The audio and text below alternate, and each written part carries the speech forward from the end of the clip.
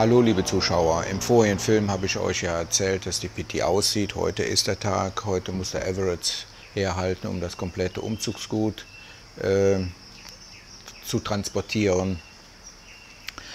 Und mal sehen, was ich denn heute filmen kann. Die Pitti möchte natürlich nicht gefilmt werden. Vielleicht kann ich das Haus mal filmen, wo sie jetzt hinzieht. Aber ansonsten will ich ja gar nicht viel machen. Die Situation ist für alle traurig genug.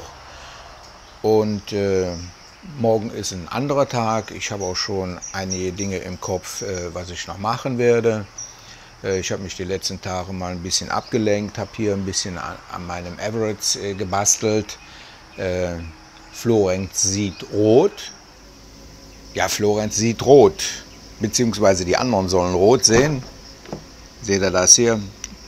Eine ganz simple Lösung, eine Innovation von mir. Wenn die Türen aufgehen, dass dann auch ein rotes Lämpchen angeht, dass der Rollerfahrer, wenn er hier vorbeifährt, sieht, aha, da geht eine Türe auf. Des Weiteren habe ich also hier auch noch hier im Innenbereich auch noch eine Beleuchtung. Und so kann der Rollerfahrer ganz einfach sehen, da geht eine Türe auf. Das habe ich in den letzten Tagen gemacht. Ich musste mich irgendwie ablenken. Aber heute ist der große Tag, wie ich schon gerade sagte, dass die Pitti auszieht. Ich werde jetzt den Wagen vorbereiten, genügend Staufläche schaffen, damit die ganzen Boxen reinkommen. Ich möchte euch nicht vorenthalten, wie es hier innen drin aussieht. Da habe ich natürlich auch alles in Lichtleitern montiert. Das stört auch gar nicht abends. Man kann es auch abdimmen, wenn es zu viel sein sollte, aber bringt eine super Atmosphäre im Fahrzeug.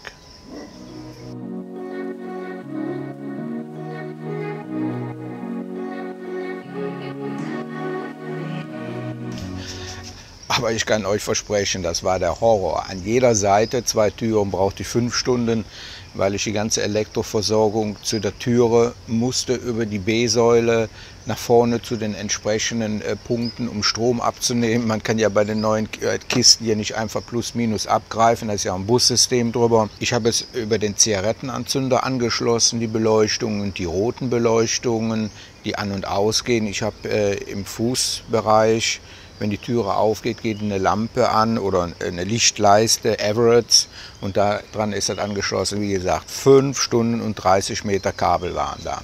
So, jetzt machen wir das Ding mal ein bisschen größer. Das geht ja hier bei dem auf Knopfdruck. Da haben wir die hinteren Sitzplätze und jetzt machen wir noch mehr Platz. Was bei dem Everett gut ist, der hat eine große Fläche. Das war auch ein Kaufargument. Bei anderen SUVs hat man dann an den Seiten, muss man die Sitze hochklappen und dann hat man da auch wieder Raum verloren. Hier ist alles auf eine Ebene. Das hier sind unsere Boxen, die wir normalerweise gebraucht haben, oder die brauche ich ja demnächst auch, wenn wir in Urlaub fahren. Die sind sehr gut, die kosten so, glaube ich, 6 € eine Box. Wie man sehen kann, 2 Boxen längs nebeneinander. Und ich habe noch reichhaltig Platz hier.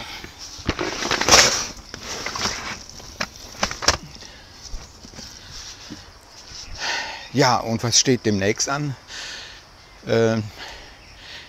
Ich habe ja bei der Zuwanderung hier jemanden kennengelernt, da ist der Günther. Der war ehemals Berufssoldat, war auch bei der NATO gewesen. Und der hat mich gestern angerufen und sagt, hallo Florenz,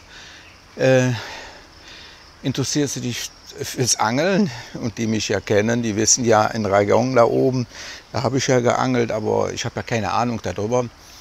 Und er sagte, hier gibt es einen Fischteich, wo große Welse sind von 1 Meter Länge, die aber nur zum Drillen da sind.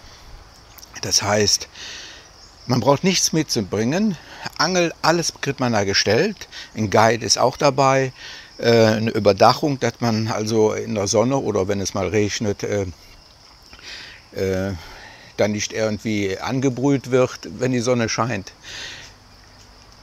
Das Ziel ist eigentlich nur, einen Fisch zu fangen und mit dem zu kämpfen und den reinzuholen. Sobald er am Ufer ist, übernimmt das Personal den Fisch, die nehmen auch den Haken ab, desinfizieren die Wunde.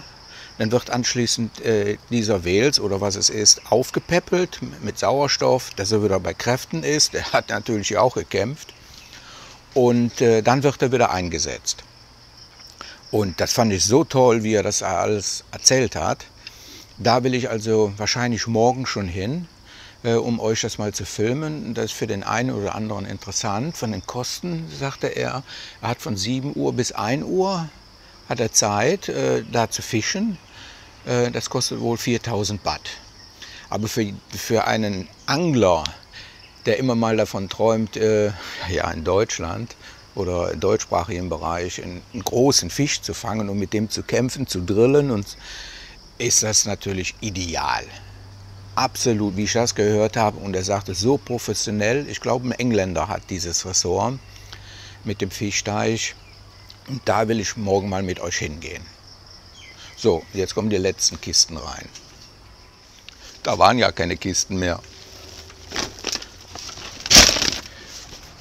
Ja, und bei dem einen Video, wo ich gesagt habe, dass wir uns trennen, hatte ich ja was davon gesagt, dass ich morgens gerne für euch ein Video machen möchte mit dem Tagesbericht. Da habe ich mir überlegt, oh, hallo, das muss ich ja zeitgleich machen. Also an dem Morgen, wo ich das Video mache, jetzt haben wir zum Beispiel eine totale Bewölkung, dunkle Wolken kommen über die Berge, es tröpfelt ein bisschen, wir haben 29 Grad. Windstille eigentlich. Das muss natürlich am gleichen Tag dann auch in YouTube eingestellt werden. Das ist für diejenigen, die jetzt hier in Urlaub kommen wollen, die fragen mich dann immer vorher, ja, wie sieht es denn jetzt aus? Und dann kann ich den Tagesbericht dann geben. Und so, was mir durch den Kopf geht, was ich noch an Filme machen möchte, da seid ihr also aktuell an jedem Tag ja, dran beteiligt. Und ja, schreibt eure Meinung dazu, ob ihr das gut findet. Ich würde mal 2, 3 Stück machen als Beispiel in den nächsten Tagen, damit ihr mal so einen Überblick habt, wie das denn aussehen könnte. So, jetzt kommen noch ein paar andere Dinge rein. Ja, jetzt sind auch noch einen Ständer habe ich jetzt und ein paar Taschen. Die sollte ich aber reinbekommen, ansonsten baue ich das Ding auseinander. Ja, das wäre es jetzt erstmal. Mal gucken, was ich nachher noch filmen kann. Wie gesagt, die Pitti will nicht drauf, kann ich gut verstehen. Das Thema ist beendet. Und wir schauen in die Zukunft. Ja, da kommt Jam. Der wird eine ganz große Rolle. Wo bist du? Sitz, Sitz, Sitz. Ja, der Jam, der wird in Zukunft eine große Rolle bei mir natürlich spielen. Wir sind jetzt ganz dicke Freunde. Er wird natürlich die ersten Tage die Pitti ganz gut vermissen, aber das kriegen wir schon hin. So, da komm. Das ist die Straße zum Airport, wo die Schwester wohnt. Die hat also da ein kleines Häuschen gemietet. Ja, das ist die Siedlung, wo die Schwester von Pitti wohnt.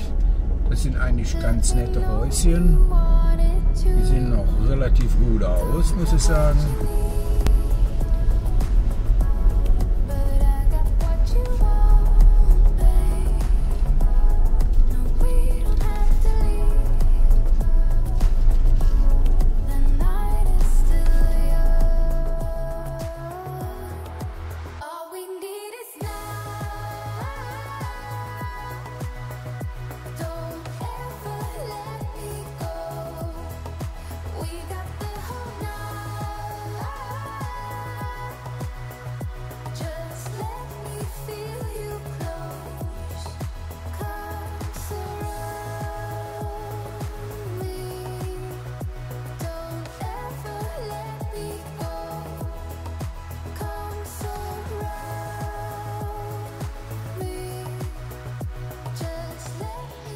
Ja, das war jetzt die zweite Fahrt. Wie erwartet durfte ich natürlich nicht innen drin filmen. Jetzt muss ich erstmal mit der Situation klarkommen. Ich habe sie zwar herbeigerufen, um einen Schlussstrich zu ziehen. Ich wünsche ihr alles Gute. Ich glaube, auch meine Zuschauer wünschen ihr alles Gute. Ist aber nicht das absolute Aus. Sie hatte mir ja versprochen, dass wir zusammen zumindest noch zur Großmutter gehen, um sie zu besuchen. Und ansonsten, wie sie sagte, sie wollte jetzt nächste Woche in den Isan hochfahren zu ihren Eltern.